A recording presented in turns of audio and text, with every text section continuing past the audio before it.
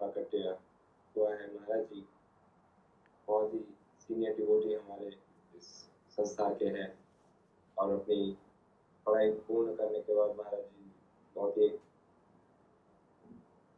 नामी बैंक में नहीं, ये सब पोजीशन पे रहने दीजिए। ये सब बोलने की आवश्यकता नहीं है। ये सब पिछली बार भी महाराज जी हम नहीं कह पाए, हमारे शुद्धिकरण के लिए कह लेंगे, नहीं, ज़्यादा समय नहीं लूँगा।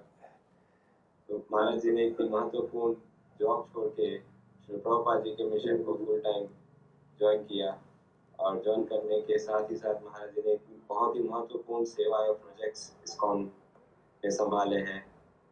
श्री प्रभुपाद जी के सेंटेनियल के समय महाराज जी ने पूरे भारत में भ्रमण करके अलग अलग प्रकार से डिबेट आयोजित की थी, जिसमें भक्ति और भक्ति रस या भक्ति सार एक महत्वपूर्ण अंग था। और युवा प्रचार में भी महाराज जी का बहुत ही बड़ा हाथ है, यूथ प्रीचिंग में, साथ ही कांग्रीगेशनल डेवलपमेंट में। भारत के महत्वपूर्ण इस्कॉन मंदिरों के महाराज जी अध्यक्ष भी रह चुके हैं, टेम्पल प्रेसिडेंट जिसे हम कहते हैं, जैसे कि इस्कॉन बेलगाम है। श्री वृंदावन धाम के भी महाराज जी प्रेसिडेंट रह चुके हैं और श्री वृंदावन धाम में कृष्ण बलराम की कृपा प्राप्त करके महाराज जी ने संन्यास दीक्षा, संन्यास आश्रम का भी स्वीकार किया, की स्थापना की है। जी गुरु महाराज।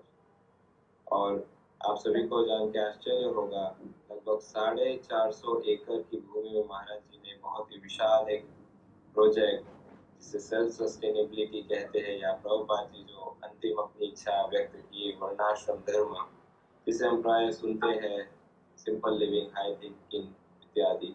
महाराज जी उसे वास्तविक रूप में प्रकट कर रहे हैं और काफी भक्त इससे लाभान्वित भी हो रहे हैं। 450 एकड़ में महाराज जी गोकुल धाम प्रोजेक्ट बलगांव के पास सुचारू ढंग से सिंगल हैंडेडली उसे चला रहे हैं और फ्लरिश भी हो रहा है वो प्रोजेक्ट। और साथ ही महाराज जी पूरे इस्कॉन में, पूरे विश्व में भ्रमण करके भक्ति शास्त्री, भक्ति सदाचार इत्यादि महत्वपूर्ण कोर्सेज के भी बहुत ही फेवरेट या चाहे मन चाहे या भक्तों के प्रेमी टीचर रहे हैं। शायद ये एक टीचर है जो कभी डांटते नहीं है। महाराज जी का आप वाणी सुनेंगे या महाराज जी के लेक्चर्स आपने सुने होंगे, तो बड़े ही प्रेम से और बड़े ही नम्रता से और बड़े ही सॉफ्ट स्पोकन है महाराज जी। तो आज हमारा परम सौभाग्य है और साथ ही साथ महाराज जी IBAC इस्कॉन ब्यूरो के भी सदस्य हैं। तो महाराज जी का इंट्रोडक्शन काफ़ी लंबा है, लेकिन महाराज जी के चरणों में प्रार्थना की थी कि संक्षिप्त में कहना चाहेंगे, तो प्रयास किया है। तो हमारा परम सौभाग्य है आज महाराज जी हमारे बीच में। तो सभी भक्तों से अनुरोध है, नाम जप को विराम दे दीजिए और महाराज जी की वाणी श्रवण करने तैयार रहे। हरे कृष्ण। ओम ज्ञानतिमिरान्धस्य ज्ञानाञ्जनशलाकया चक्षुरुन्मीलितं येन तस्मै श्रीगुरवे नमः। श्रीचैतन्यमनोभीष्टं स्थापितं येन भूतले स्वयं रूपकदा मह्यं ददाति स्वपदान्तिकं। वन्देऽहं श्रीगुरुः श्रीयुतपदकमलं श्रीगुरून् वैष्णवांश्च श्रीरूपं साग्रजातं सहगणरघुनाथान्वितं तं सजीवं साद्वैतं सावधूतं परिजनसहितं कृष्णचैतन्यदेवं श्रीराधाकृष्णपादां सहगणललिता श्रीविशाखान्वितांश्च। नमो ॐ विष्णुपादाय कृष्णप्रेष्ठाय भूतले श्रीमते भक्तिवेदान्तस्वामिन्निति नामिने। नमस्ते सारस्वते देवे गौरवाणी प्रचारिणे निर्विशेष शून्यवादी पाश्चात्यदेशतारिणे। वाञ्छाकल्पतरुभ्यश्च कृपा सिन्धुभ्य एव च पतितानां पावनेभ्यो वैष्णवेभ्यो नमो नमः। जय श्री कृष्ण चैतन्य प्रभु नित्यानंद श्री अद्वैत गदाधर शिवासादि गौर भक्तवृंद। हरे कृष्ण कृष्ण कृष्ण हरे हरे, हरे राम राम राम हरे हरे। हरे कृष्णा। तो परम पूज्य लोकनाथ स्वामी महाराज के आदेश के अनुसार आज यहाँ आप सबके बीच में श्री हरिनाम के ऊपर कुछ कहने का सुअवसर प्राप्त हुआ है। ये मेरे लिए बहुत ही सौभाग्य की बात है। लोकनाथ महाराज जी ने ये कार्यक्रम जो शुरू किया है ऑनलाइन, जिसमें कि लगभग अभी 1000 भक्त जुड़ रहे हैं या जुड़ चुके हैं।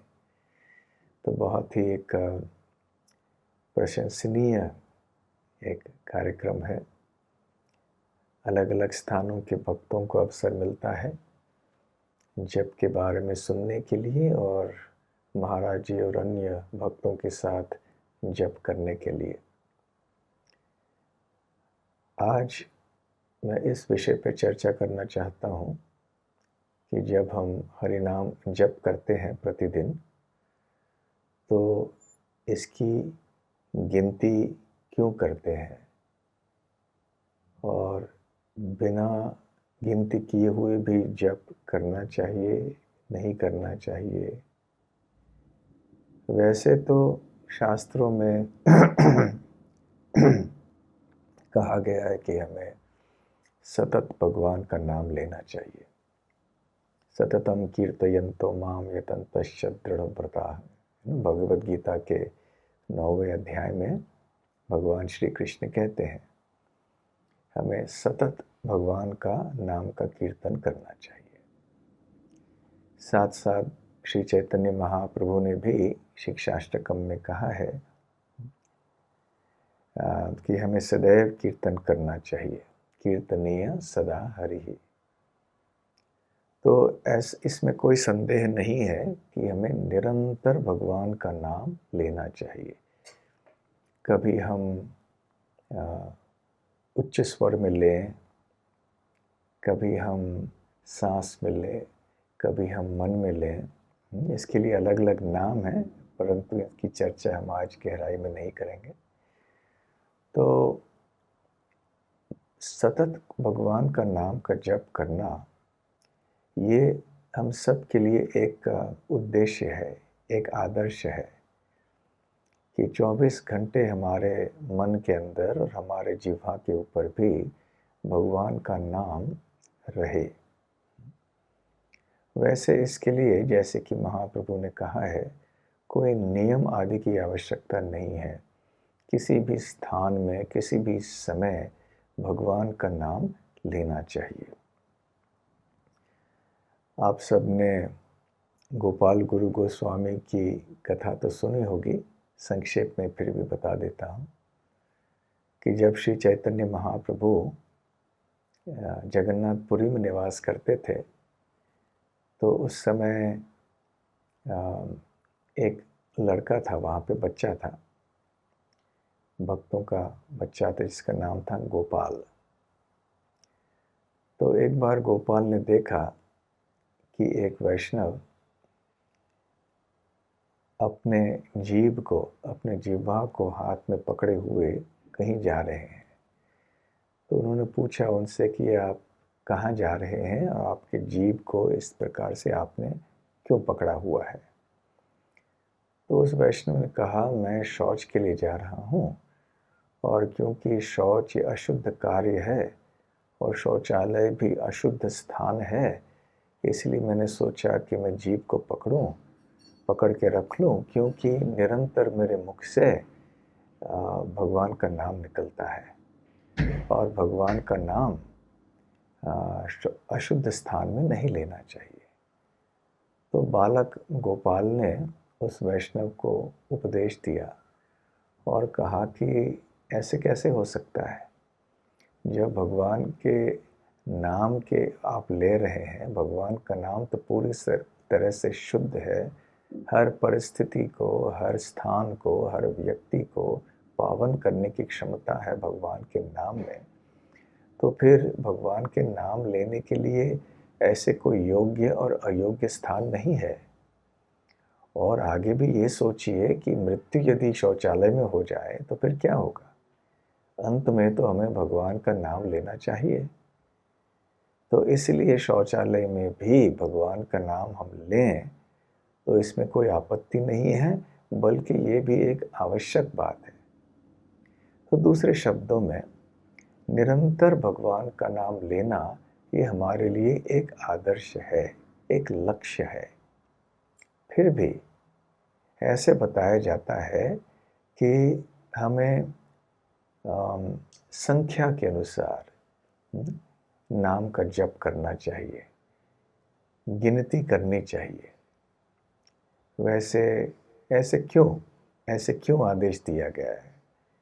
श्रील प्रभुपाद जी भी माला के ऊपर जप करते थे, तो उन्होंने भी आदेश दिया कि हमें करना चाहिए। और दीक्षा के समय भी हम व्रत लेते हैं कि हम ऐसे 16 माला कम से कम जप करेंगे।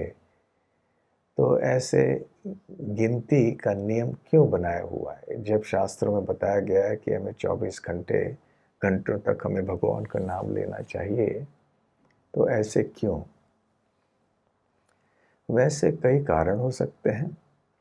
पहला कारण ये है कि हमने दीक्षा के समय व्रत लिया है, या दीक्षा हमारी नहीं भी हुई हो, फिर भी हम एक व्रत लेते हैं कि हमें कम से कम इतनी माला जप रोज करनी चाहिए। तो जब हमने व्रत लिया है तो व्रत का पालन तो करना चाहिए, और व्रत का पालन हमने किया है या नहीं किया है ये हमें कैसे पता चलेगा? तो व्रत हम लेते हैं तो कम से कम समझ लीजिए 16 माला जप करना है, तो हमें कैसे पता चलेगा कि हमने व्रत का पालन किया है कि नहीं किया है? इसलिए गिनती जो है ये बहुत आवश्यक है। तो यद्यपि निरंतर जप और कीर्तन करने का आदेश भगवान ने दिया है, शास्त्रों में पाया गया है, फिर भी क्या हम निरंतर जप 24 घंटे कर सकते हैं? क्या हमारा वो स्तर है? क्या हमारी क्षमता है कि हम 24 घंटे भगवान का नाम लें? कभी भगवान का नाम लेते हैं, कभी हम भूल जाते हैं, कभी मन इधर उधर भटक जाता है। इसलिए क्योंकि 24 घंटे जप करना हमारे लिए संभव नहीं है, हम उस स्तर में नहीं हैं, इसलिए हम व्रत लेते हैं कि कम से कम इतना जप तो हम कर लें। और फिर यतन्तश्च दृढ़व्रताः, दृढ़ व्रत लेके हम उस नियम का पालन करते हैं। तो ये महत्वपूर्ण बात है। और ऐसा नहीं है कि क्योंकि हम अभी बहुत आगे पहुंच चुके हैं, इतने साल हमारे हो गए, तो अभी हम जब न भी करें ठीक से, तो ये हम व्रत का पालन न भी करें तो ठीक है, गिनती न भी करें तो ठीक है, ऐसा नहीं है। हरिदास ठाकुर भी ऐसे माला के ऊपर जप किया करते थे, और जो षड गोस्वामी हैं वो भी ऐसे जप किया करते थे, संख्या पूर्वक नाम गान। ऐसे हम षड गोस्वामी अष्टकम में हम पढ़ते हैं। यहाँ तक कि स्वयं चैतन्य महाप्रभु भी माला जब करते थे तो जब करते थे तो उसकी गिनती करते थे। स्तवमाला में श्री प्रथम चैतन्याष्टकम में रूप गोस्वामी कहते हैं कि हरे कृष्णेत्युच्चैः स्फुरित रसनो नाम गणना कृत ग्रंथि श्रेणी सुभग कटि सूत्रोज्ज्वल कर। इसका अर्थ है कि सूत्र किसी धागे के ऊपर जिसमें ग्रंथि अर्थात गांठ थे, हम लोग जैसे माला के ऊपर करते हैं ना, तो माला पे मणियों के ऊपर गिनती करना आसान है, परंतु रूप गोस्वामी कहते हैं कि जब महाप्रभु हरे कृष्ण महामंत्र का उच्चारण करते थे ऊंचे स्वर में, उच्चैः स्फुरित रसनो नाम गणना, तो उसका रस लेते हुए नाम की गणना करते थे, गिनती करते थे। कृत ग्रंथि श्रेणी सुभग कटि सूत्र उज्ज्वल करह, तो अपने कर कमलों में ऐसे सूत्र, ऐसे जो धागा है उसको पकड़ के वो जप करते थे, और उसमें जितने गांठ हैं तो गांठों के ऊपर एक मंत्र कह के फिर दूसरे गांठ के ऊपर जाते थे, उस धागे या सूत्र के ऊपर। तो इस प्रकार से चैतन्य महाप्रभु भी गिनती करते थे। इसका अर्थ ये नहीं है कि वो माला के बिना गिनती नहीं करते थे या सूत्र के बिना नहीं करते थे, उसके बिना भी करते थे। परंतु कहने का अर्थ ये है कि चाहे हम नौसिखिया भक्त हों या हम बहुत ही आगे बढ़े हुए भक्ति में भक्त हों, हमें गिनती करने का एक अभ्यास करना चाहिए, अर्थात साधन करना चाहिए। और साधन जब हम साधन की सिद्ध अवस्था में प्राप्त हो जाते हैं, साध्य की प्राप्ति करते हैं, तब भी हम गिनती करते हैं। एक तो अपने आप के लिए, दूसरों के लिए अच्छा उदाहरण प्रस्तुत करने के लिए। तो जब हम एक व्रत का पालन करते हैं, व्रत को स्वीकार करते हैं, तो यदि हम ऐसा व्रत का पालन नहीं करते हैं कि हम कम से कम इतनी माला या इतने नामों का जप करेंगे, तो ऐसे एक व्रत के अनुपस्थिति में ऐसी पूरी संभावना है कि हमारी जो साधना है वो शिथिल हो जाए, कमज़ोर हो जाए। धीरे-धीरे से ऐसा ना हो कहीं कि दूध का पानी हो जाए। परंतु जब हम एक लक्ष्य को निर्धारित करते हैं, जैसे हम कम से कम 16 माला जप करेंगे दिन में, तो हमारे लिए एक प्रेरणा होती है, एक लक्ष्य होता है कि चलो हमें इसे प्राप्त करना है।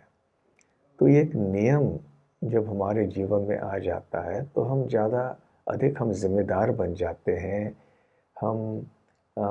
हमारा मन केंद्रित हो जाता है इसके ऊपर, एक निष्ठा हमारे आध्यात्मिक जीवन में आ जाती है।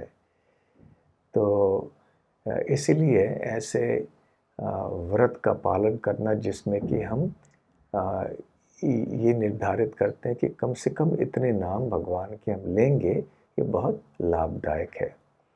श्रील भक्ति विनोद ठाकुर ने भी कहा है कि जब तक हमारे हृदय में हरिनाम के प्रति स्वाभाविक अनुराग या आसक्ति या आकर्षण उत्पन्न न हो, तब तक हमें बहुत ही यत्न से, बहुत ही ध्यान से परिश्रम करना चाहिए, बहुत ध्यानपूर्वक हमें जप आदि करना चाहिए। ये पर्यंत अनुराग ना होय उदय, से पर्यंत यत्न कोरि नाम सदा लय।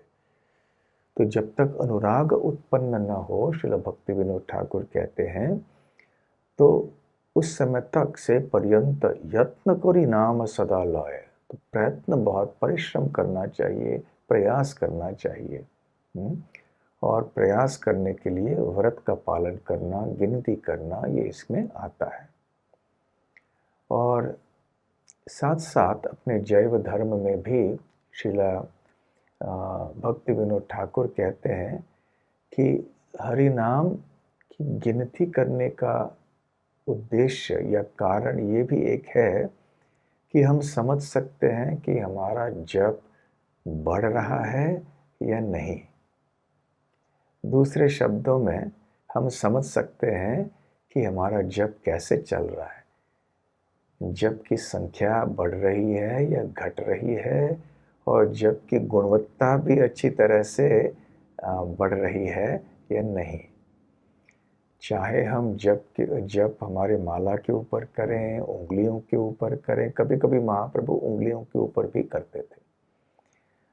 तो चाहे हम माला के ऊपर करें और या तो फिर हम उंगलियों के ऊपर करें, कभी कभी हमारे भक्त जो है एक उपकरण के ऊपर करते हैं, काउंटर जो होता है उसके ऊपर करते हैं। परंतु चाहे हम किसी भी साधन का प्रयोग क्यों न करें, परंतु निरंतर जप करना चाहिए। साथ साथ और एक माला का प्रयोग करने के पीछे कारण ये है कि हमारा ध्यान और आसानी से केंद्रित हो जाता है हरि नाम के ऊपर। जब हम यूं ही जप करते हैं अनुराग के बिना, तो मन कभी भटक जाता है, ये समझ में नहीं आता। कभी कभी हम सो जाते हैं, कभी ध्यान यहाँ वहाँ मन भटक जाता है। परंतु जब माला के ऊपर हम करते हैं, तब भी मन अवश्य भटक सकता है, तब भी हम सो सकते हैं। फिर भी जब हमारे स्पर्शेंद्रियाँ फिर केंद्रित रहती हैं, तब हम स्पर्श करते हैं माला के ऊपर, तब हमें पता चलता है कि अरे माला तो आगे बढ़ी नहीं। जहाँ जिस मनके के ऊपर हमारी उंगली थी बस वहीं पर हम हैं। साथ साथ स्पर्शेंद्रियाँ का प्रयोग करने से हमें पता चलता है कि मन यहाँ वहाँ भटक रहा है कि नहीं है। कम से कम थोड़े समय के बाद तो हमें पता चलता है। और अंत में, क्योंकि हमारे जो माला होते हैं वो तुलसी के होते हैं, तो तुलसी का स्पर्श जो है ये हमारे लिए बहुत महत्वपूर्ण है। तुलसी के मनके के स्पर्श से हमारा हृदय और मन शुद्ध होता है, और साथ साथ हमें तुलसी महारानी की कृपा भी प्राप्त होती है। हम सब जानते हैं कि तुलसी महारानी भगवान श्री कृष्ण के बहुत प्रिय हैं, इसलिए प्रतिदिन सुबह शाम हम तुलसी महारानी की पूजा करते हैं। तुलसी महारानी के निकट बैठकर हम जप करते हैं, क्योंकि तुलसी महारानी के सानिध्य में हरि नाम लेना ये बहुत ही लाभदायक है। तो इसलिए भक्ति के पथ में आगे चलने के लिए ये बहुत आवश्यक है कि हम तुलसी महारानी की कृपा को प्राप्त करें।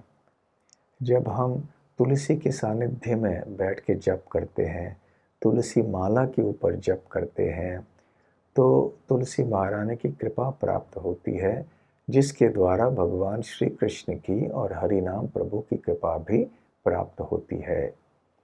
तो इस प्रकार से गिनती करना ये बहुत आवश्यक है, और विशेष रूप से हम माला के ऊपर, तुलसी माला के ऊपर जप करते हैं। अभी ऐसे भी कई परिस्थितियां हैं जिनमें तुलसी माला के ऊपर हमें जप या माला के ऊपर जप नहीं करना चाहिए। कहीं ऐसे होता है कि शायद ये किसी भौतिक कारण के लिए संभव न हो, या किसी आध्यात्मिक कारण के लिए ये करना उचित न हो। थोड़े उदाहरण देते हैं। मैंने कई बार ये देखा है कि भक्त जब गाड़ी चला रहे होते हैं तो चलाते चलाते भी अपनी माला साथ में रखते हैं। तो मुझे ऐसे लगता है कि गाड़ी चलाते समय तो ध्यान से गाड़ी चलानी चाहिए, नहीं तो कहीं अपघात न हो जाए। और जब हम माला के ऊपर उस समय जप कर रहे होते हैं तो न गाड़ी ध्यान से चला पाते हैं, न हम माला ध्यान से कर पाते हैं। तो इसलिए जैसे हम गाड़ी चला रहे हैं, अवश्य हम हरि नाम मुख से ले सकते हैं और लेना चाहिए, भले हम कीर्तन करें या जप भी करें, परंतु बस लेते लेते गाड़ी चलाने पे ध्यान रखना चाहिए, परंतु उस समय माला का प्रयोग न करें तो अच्छा है। उसी प्रकार से हमारे कई भक्त हैं, उनका व्यवसाय होता है या कोई नौकरी करते हैं, तो उस समय दफ्तर में बैठ के हरि नाम लेना ये संभव नहीं होता। या समझ लीजिए किसी आध्यात्मिक कारण के लिए भी हम किसी महत्वपूर्ण व्यक्ति से, राष्ट्रपति से, प्रधानमंत्री से या बहुत बड़े व्यक्ति से मिलने जा रहे हैं, तो जब उनसे बात कर रहे हैं या हमारे हाथ में माला है, हम जप किए जा रहे हैं, उनके साथ जो बातचीत हो रही है उसमें ध्यान नहीं दे रहे हैं, तो उस व्यक्ति को अच्छा नहीं लगेगा। तो खैर, भौतिक या आध्यात्मिक कारणों के लिए कई ऐसे अवस्थाएं होते हैं, परिस्थितियां होती हैं जिनमें हमें जप के ऊपर ध्यान नहीं करना चाहिए, जप नहीं करना चाहिए। इसका अर्थ ये नहीं है कि हमें महामंत्र का उच्चारण नहीं करना चाहिए, परंतु माला का प्रयोग उस समय न करें तो अच्छा है। ठीक उसी प्रकार से मैंने ये भी देखा है कि जब श्रीमद् भागवतम प्रवचन चल रहा होता है तो उस समय भी थोड़े भक्त वो क्लास में बैठे बैठे वो माला करते हैं, तो ये भी ठीक नहीं है, क्योंकि जब भागवतम प्रवचन सुन रहे होते हैं तो पूरा ध्यान भागवत प्रवचन पे होना चाहिए। यदि उस समय हम हाथ में माला लेके भी बैठ रहे हैं, न तो हम भागवतम ठीक से सुन रहे हैं, न हरि नाम ठीक से ले पा रहे हैं। तो भागवतम कक्षा में बैठते हुए जब हम भागवतम सुनते हैं ध्यान से, उस समय भी निरंतर भगवान का नाम मन में गूंज रहा है तो अच्छी बात है। परंतु उधर बैठ के हम हरि जप ले लें, जप का माला ले लें, तो ये अच्छा एक उदाहरण नहीं होगा अन्यों के लिए। फिर सभी लोग बैठ सोचेंगे कि यही नियम है हमारे लिए, तो सब लोग फिर तुलसी माला लेके बैठेंगे भागवत प्रवचन में। या अन्य कोई भी ऐसे कार्य हम कर रहे हों जिसमें मन को ध्यान से केंद्रित करने की आवश्यकता है, तो उसमें माला हाथ में लेकर न करें तो अच्छा है। परंतु धीरे धीरे से ऐसे हम अपने आप को प्रशिक्षित करें, अभ्यास इस तरह से माला के ऊपर जप करके हमारा हो जाए कि हम माला के बिना भी अच्छी तरह से जप कर पाएंगे। तो ये बहुत महत्वपूर्ण बात है। तैयारी हमें करनी चाहिए सततम कीर्तयन्तु माम, कीर्तनीय सदा हरि के लिए, और इसके लिए जपमाला बहुत आवश्यक है और आगे चल के आजीवन हमें माला का प्रयोग करना चाहिए। परंतु प्रति हर अवस्था में क्योंकि माला हाथ में धारण करना संभव नहीं है, तो मन की तैयारी भी हमें करनी चाहिए कि बिना माला के भी हम जप करने को सीख लें या अपने आप को प्रशिक्षित कर लें, अभ्यास कर लें इस बात का। तो कई बार भक्त ये पूछते हैं कि हम जब दफ्तर में होते हैं तो हम कृष्ण भावना भावित कैसे हो सकते हैं। इसके लिए एक सरल उत्तर तो ये है कि जब आप अपने दफ्तर में नहीं हैं तो उस समय कृष्ण भावना भावित होने से जब आप दफ्तर में जाएंगे तब आप कृष्ण भावना भावित हो सकते हैं। यदि जब हम दफ्तर में नहीं हैं, हमने कृष्ण भावना भावित होने का अभ्यास नहीं किया, तो फिर जब हम दफ्तर में हैं तो फिर कृष्ण भावना भावित होना बहुत कठिन होगा। ठीक उसी तरह से जब हम अच्छे जप की बात करते हैं, कम से कम हमारे 16 माला जब हम करते हैं, लगभग पौने 2 घंटे लग सकते हैं, किसी को कम किसी को ज़्यादा।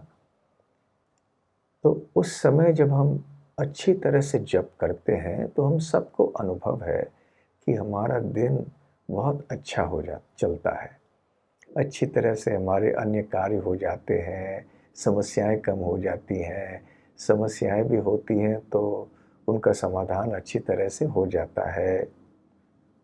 तो इस बात का अनुभव तो हम सबके लिए है, सबके जीवन में है कि ये जो पौने 2 घंटे हैं हमारे जीवन में प्रतिदिन, जिसमें हम अच्छा जप करते हैं, तो बाकी के 22 घंटे जो हैं वो भी अच्छी तरह से चलते हैं। परंतु एक बात समझना आसान है, आवश्यक है कि जो हमारे दिन के 22 घंटे हैं, उसमें हम क्या करते हैं, हमारी जीवन शैली क्या है, हमारा समय कैसे हम बिताते हैं, इसका भी बड़ा गहरा प्रभाव हमारे जप के 2 घंटों के ऊपर होता है। यदि हमारे बाकी के 22 घंटे हमने ठीक से नहीं बिताए, कृष्ण भावनामृत में नहीं बिताए और तरह तरह के अन्य काम कर लिए और फिर हम 2 घंटे जप करने के लिए बैठें, तो जप के ऊपर ध्यान नहीं लगेगा।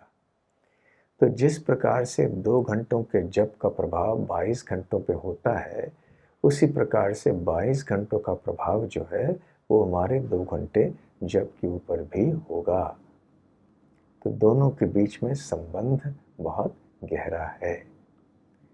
तो हमें निरंतर जप करने के एक लक्ष्य को ध्यान में रखते हुए अधिक से अधिक माला के ऊपर जप करने का अभ्यास करना चाहिए। कम से कम जितना हमने व्रत लिया है उतना तो, और हो सके तो उससे अधिक भी जितना हो सके। और जहाँ माला से गिनती करके संभव नहीं है, वहाँ ऐसे ही बस मानसिक जप करना या उपवंश जप करना, जैसे हल्के से बोल के करना, इनका भी अभ्यास करना चाहिए। श्री हरिनाम प्रभु की जय। हरे कृष्ण महामंत्र की जय। गौर प्रेमानंदे हरि हरि बोल। श्रील प्रभुपाद की जय। बहुत बहुत धन्यवाद महाराज जी समृद्ध वाणी के लिए। आपने एक महत्वपूर्ण विषय पर, महत्वपूर्ण टॉपिक पर प्रैक्टिकल प्रकाश डाला। समय नहीं ही है, लेकिन केवल अगर एक प्रश्न हम ले सके महाराज जी, और उत्कल गंगा पद यात्रा से कुछ भक्तों ने हैंड रेस किया है, हमारे पदयात्री भक्तों ने, केवल एक प्रश्न हम लेंगे। हमें हाँ अवश्य अनम्यूट करके बोलिए प्रभु जी। हरे कृष्ण महाराज जी को दंडवत प्रणाम। हरे कृष्णा। मैं उत्कल बोल रहा हूँ त्रैलोक्यनाथ दास उड़ीसा से। आपको पता है? जय हरे कृष्णा। आपके पास गए थे जो सन्यासी मिशन के समय। हाँ हाँ, मुझे अच्छी तरह से याद है। हाँ महाराज जी, अभी अभी मैं सन्यास ले चुका हूँ कार्तिक महीना में। जय हो महाराज। हरे कृष्णा। मैं भक्ति लीलाचल स्वामी। फिर से बोलिए। भक्ति लीलाचल स्वामी। भक्ति नीलाचल स्वामी। वाह, बहुत सुंदर नाम है। आप कैसे हो? इतना आप कैसे? हम ठीक है। बस प्रश्न नहीं से आपको खाली दंडवत करने के लिए सिर्फ। जय हरे कृष्णा। हरे कृष्णा। हरे कृष्णा। धन्यवाद महाराज जी, हम ज्ञात नहीं थे महाराज जी हैंड रेस किए हैं, तो बहुत बहुत धन्यवाद। सभी भक्तों से अनुरोध है, हम हमारी परंपरागत पद्धति से हरे कृष्ण महामंत्र का उच्चारण करके परम पूज्य श्री भक्ति प्रसाद स्वामी महाराज जी के चरणों में हमारे जय गुरु का आभार व्यक्त करते हैं। हरे कृष्ण कृष्ण कृष्ण हरे हरे, हरे राम राम राम हरे हरे। वहाँ जी हमारे जूम मंदिर के लगभग 2 आईडीज चलते हैं पैरेलली साइमल्टेनियसली, और इसमें एक आईडी में लगभग 900 के आसपास पार्टिसिपेंट्स थे और दूसरे आईडी में 600-700 के आसपास पार्टिसिपेंट्स या यहाँ पार्टिसिपेंट दिखाते हैं, लेकिन महाराज जी कहते हैं कि ये तो लोकेशंस है, पार्टिसिपेंट्स नहीं है, क्योंकि कई जगहों से पूरे मंदिर ज्वाइन करते हैं, बेसिस ज्वाइन करते हैं, परिवार ज्वाइन करते हैं, तो लगभग हमारा अप्रॉक्स 1500-1600 के आसपास लोकेशंस होते हैं, जहाँ से लगभग 3000 के आसपास भक्त प्रति दिवस महाराज के संग में जप करते हैं और आप जैसे सीनियर डिवोटीज वैष्णव से हरि कथा का श्रवण करते हैं। तो आपसे विशेष अनुरोध है, आप पहले भी आए थे तो समय समय पर आके हमें लाभान्वित कीजिए, हमारा मार्गदर्शन करते रहिए महाराज जी, ताकि हम भी श्री प्रभुपाद जी के मिशन में कहीं ना कहीं फिट हो जाए, कहीं ना कहीं सूक्ष्म रूप में कुछ सेवा कर पाए। ऐसी प्रार्थना और विनती के साथ आज के सत्र को हम पुनः आपका आभार व्यक्त करते हुए विराम देना चाहेंगे। Thank you so very much. धन्यवाद। हरे कृष्णा। हरे कृष्णा। श्री हरिनाम प्रभु की जय। हरे कृष्ण महामंत्र की जय। श्रील प्रभुपाद की जय। इस्कॉन वर्तमानाचार्य गुरु की जय। श्रील गुरु महाराज की जय। परम पूज्य भक्ति प्रसाद स्वामी महाराज की जय। वांछाकल्पतरुभ्यश्च कृपया सिंधुभ्यश्च पतितानां पावनेभ्यो वैष्णवेभ्यो नमो नमः। दंत कोटि वैष्णव की जय।